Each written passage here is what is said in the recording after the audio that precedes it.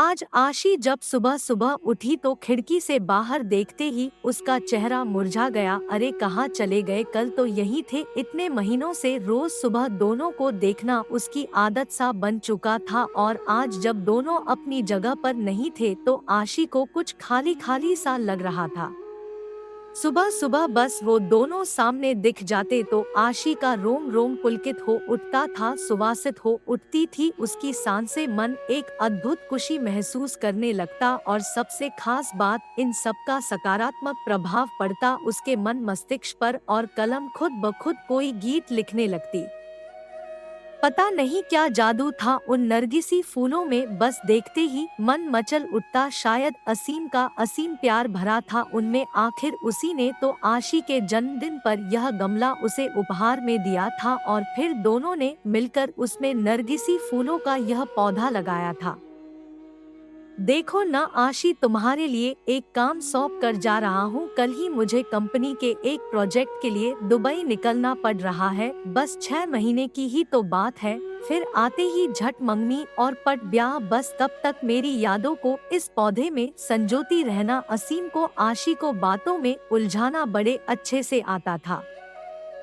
असीम बेशक चला गया था, लेकिन आशी हर रोज बड़े अरमानों से उस पौधे को सींचती रही। आशी की खुशी का उस वक्त ठिकाना नहीं था जब वह एक रोज सुबह उठी और उसने पौधे पर 2 फूल खिले हुए देखे। पीले रंग के दोनों फूल बिल्कुल एक दूसरे से जुड़े हुए थे। आशी और असीम की तरह आशी रोज उन फूलों को निहारती रहती और असीम को याद करती। आशी की रोज असीम से फोन पर बात होती थी। भला 2 साल से चल रहा प्रेम दूरियों से कैसे कम हो सकता था। इसी प्रेम की शक्ति ने तो उसे क्या से क्या बना दिया था। कभी किसी को चिट्ठी पत्री में 2 अक्षर न लिखने वाली आशी की कला आज अनवरत चलने लगी थी। अपने जज्बातों की स्याही में भिगोकर क्या क्या न लिख डाला था उसने।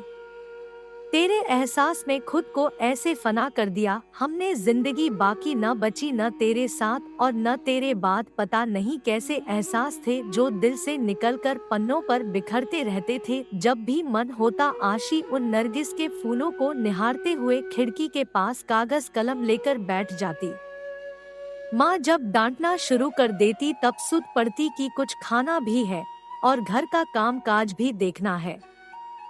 पता नहीं पिछले कुछ दिनों से क्या हो गया था उसे। पतझड़ का मौसम आ गया था, फूल मुरझाने लगे थे। माली से पूछकर खाद पानी भी डाला। असीम को फोन पर बताया तो वह भी पहले खूब हंसा, फिर बोला पतझड़ बीत जाने दो, सब कुछ ठीक हो जाएगा।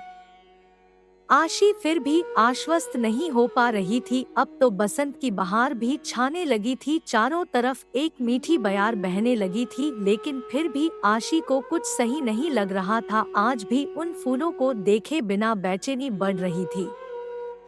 आशी कागज कलम फेंक कर बाहर आ गई थी और गमले के आसपास ही चहलकदमी करने लगी। कुछ समझ नहीं आ रहा था कि क्या हो रहा है। इसी सोच में उसे यह भी ध्यान नहीं रहा कि काफी देर से बाहर की घंटी बज रही है।